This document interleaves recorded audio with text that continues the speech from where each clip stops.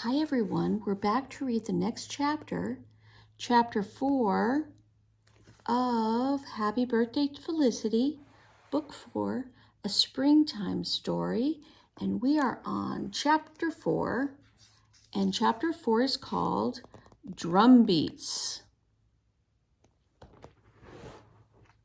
After lessons, Felicity and Elizabeth said good day to Miss Manderly and followed sulky Annabel outside. Elizabeth had invited Felicity to spend the afternoon at her house. Mrs. Cole, Elizabeth's and Annabel's mother, greeted them at the door in a flutter of confusion. "Girls, girls, girls," she said, "do be quiet. Your father has some very important visitors. British military men, officers." "Officers?" said Annabel, perking up. "Shall I play and sing for them?" She patted her hair and fluffed her petticoats. "Oh, dear me, no," exclaimed Mrs. Cole. "No, you must be quiet and quiet as mice.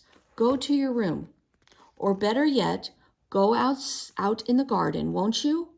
"Huh," exclaimed Annabel. She swept up the stairs to her bedchamber in a huff. Felicity and Elizabeth happily went outside and sat on a bench under the leafy arbor. Felicity played the tune Miss Manderly had taught her. The guitar sounded even lovelier outside in the spring air. Elizabeth hummed along. After a while, she wandered about the garden, picking flowers. Felicity played on and on. What a pleasure it was to play the guitar.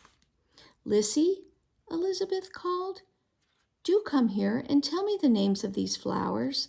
They are such a pretty pink." Felicity leaned the guitar against the bench. She skipped over to join Elizabeth and to look at the flowers. "Those flowers are called Sweet William. They are so pink and proper, but somehow they do not quite remind me of my brother William. They are so pink and proper, and he is usually so muddy." Elizabeth laughed. "Let's pick some," she said. "Kneeling down, we can use the blossoms to make a flower necklace for Posy and pom-poms to put in our hair." "Oh, what a fine idea," agreed Felicity, joining her. The two girls picked up small handfuls of Sweet William. Then Felicity asked, "Do you have any violets? They look so lovely in your dark hair." "I think there are violets growing in front of the house," said Elizabeth. "Let's go look," said Felicity. She and Elizabeth walked around to the gardens in the front of the house. Suddenly Felicity heard the low rumble of drums. "Listen," she said. "Do you hear the drums? The militia must be mustering on the green." "What does mustering mean?" asked Elizabeth. "Mustering is when the men in the militia get together to practice marching and shooting and following orders," explained Felicity. "Come, let's go watch." "I don't think I want to," said Elizabeth. "Let's go see Posy." "We'll see Posy after the muster," said Felicity impatiently. She grabbed Elizabeth's hand and pulled her out the front gate, along the street and across Market Square to the green next to the magazine. A large crowd had gathered to watch the men muster. Felicity and Elizabeth wove their way through the crowd until they found Ben. Ben grinned when he saw Felicity. "I knew you'd come when you heard the drums," he said. He pointed to the drummers. "Look, there's Isaac." Felicity saw Isaac with his drum, and just then the fife players began to pipe a sharp, lively tune. Isaac and the other drummers beat upon the drums. The men shouldered their guns and marched in rows behind the drummers.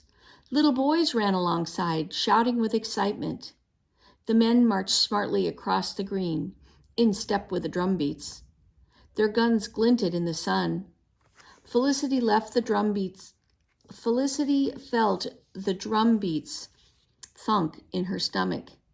The fife music gave her goosebumps on her arms. And when the men stopped, turned, and fired their guns into the air, Felicity's heart jumped. "Oh," exclaimed Elizabeth beside her, "let's go home." Felicity turned into her in surprise. "But it's so exciting," she said. Elizabeth looked miserable. "I think it's scary," she said. "I'm going. Goodbye." And she ran off before Felicity could say another word. Felicity soon forgot everything as she stood next to Ben, watching and listening. She tried to name the drum beats that Isaac and the other drummers were playing. She counted the rows of men and studied the horses the officers rode. She sniffed the air. It was heavy with smoke and dust and the burnt tang of gunpowder. Felicity felt proud of the militiamen. They look fine, don't they, Ben?" she asked. "I know the men in the colonist militia are just citizens and not paid soldiers like the king's soldiers. But they do look fine today." Ben was so intent watching the muster that Felicity thought he did not hear her. His arms were folded across his chest, and his eyes were wide. Then he nodded. "The militia has been practicing more often since March," he said. "Militias in every county in Virginia have been practicing more. We have to be ready to defend ourselves." "In a fight against the king's soldiers?" asked Felicity. "Aye," said Ben. Suddenly it struck Felicity. She realized why Elizabeth was frightened. These men were not practicing just to make excitement. They were practicing to get ready to fight and to die if they had to. And whom would they have to fight? They would fight soldiers, real soldiers, British soldiers,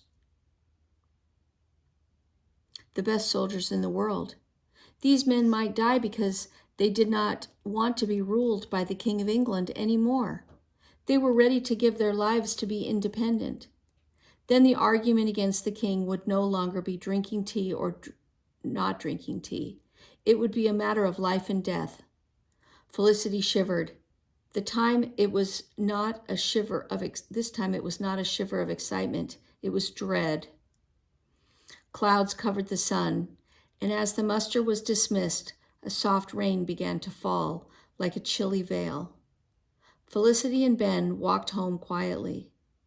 "I wish more than anything I could join the militia like Isaac," said Ben. "I'd give anything to be able to fight." His voice was full of longing. Felicity looked over at him. "But you cannot join the militia, Ben," she said. "You are an apprentice. Apprentices are not allowed to join." "'Tis in your agreement with father, is it not?" "Aye," said Ben in a low voice. "I cannot join the militia as long as I am an apprentice."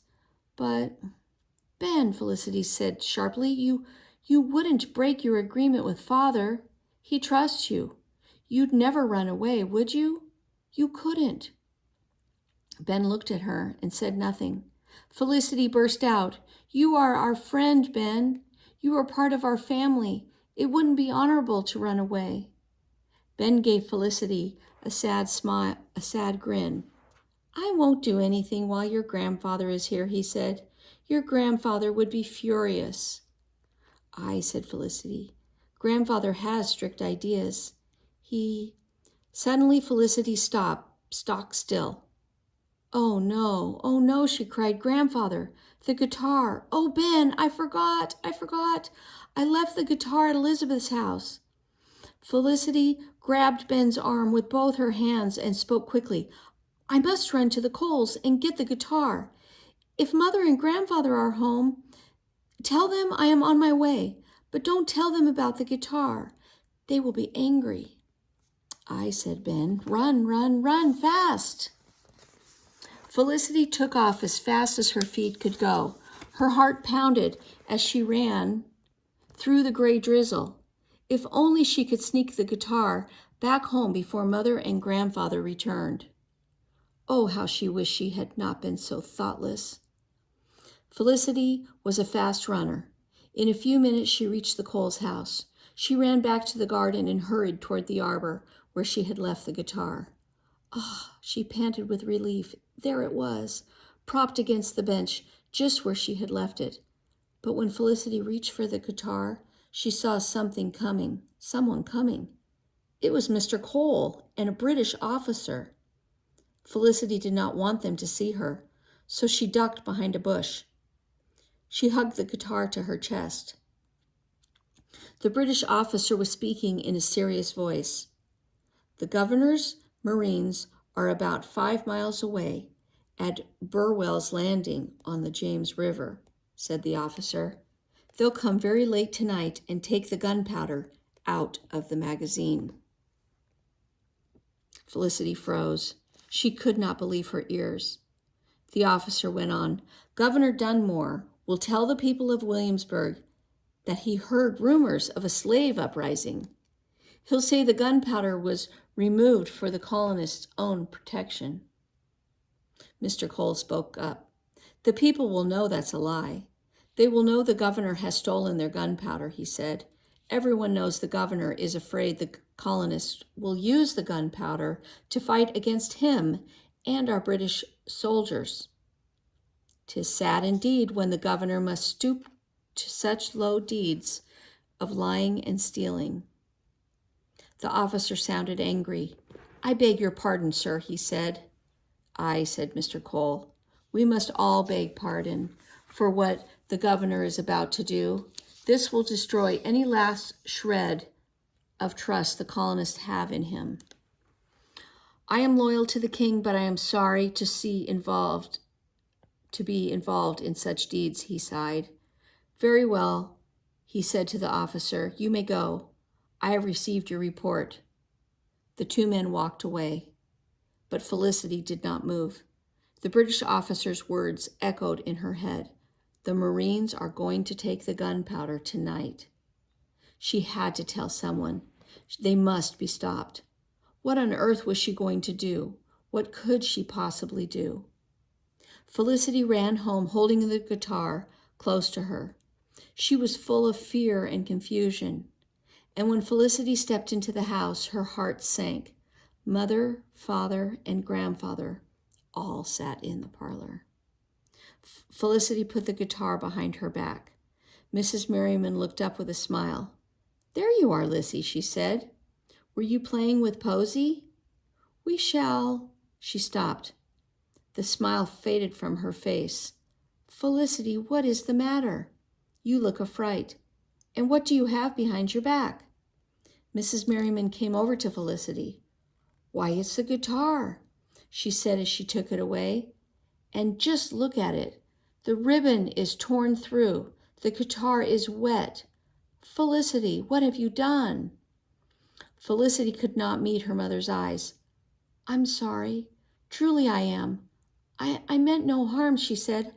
I just wanted Miss Manderley to tune it, and I wanted Annabelle to see it.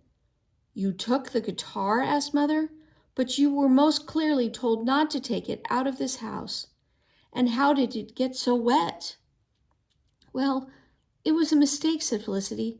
I was playing it at Elizabeth's house, and then we went to the muster, and I forgot it. Felicity hung her head. She had never felt so ashamed in her life. Mrs. Merriman looked angry and sat at the same time. She handed the guitar back to Felicity. Show your grandfather what you have done. You must ask him to forgive you, she said. Felicity slowly carried the guitar to Grandfather. Her eyes filled with tears. I am sorry, Grandfather, she whispered. Please forgive me. I am so sorry. Grandfather took the guitar and touched the bedraggled ribbon. He frowned. I was wrong to bring the guitar here, he said. I see that you are too young to be trusted with something so valuable. Go to bed, Felicity, said Father. Think about what you have done. Felicity started to go. She wanted to run from the room, run from the house, and never face any of them ever again. But she made herself stop and turn around. Father, she said, please listen to me. Mr. Merriman nodded. What is it? He asked. Felicity took a deep breath. When I went back to the Coles house to fetch the guitar just now, I heard Mr. Cole talking to a British officer. The officer said, Mother, father, and grandfather were frowning at her, but Felicity forced herself to go on. The officer said that British Marines would come tonight and take the gunpowder out of the magazine, and Mr. Cole said it was stealing, but... Stop, growled grandfather. His eyes were dark as thunderstorms. Stop this wild talk. 'Tis foolish, irresponsible, shameful. Stop it, I say. He shook his head in anger. Felicity, I am sorely disappointed in you. Solely. Felicity was rigid with shame. Father sighed. Felicity, how can you expect us to believe such a tale? He asked. You have shown yourself to be dishonest and irresponsible in the matter of the guitar. How can we possibly trust you? But Father, Felicity said, I did hear them. I did. Father held up his hand. Don't disgrace yourself further by spreading wild falsehoods, especially about such serious matters, he said sternly. Now go. We have heard enough from you for one evening. And that is the end of chapter 4. And next time we will read chapter 5.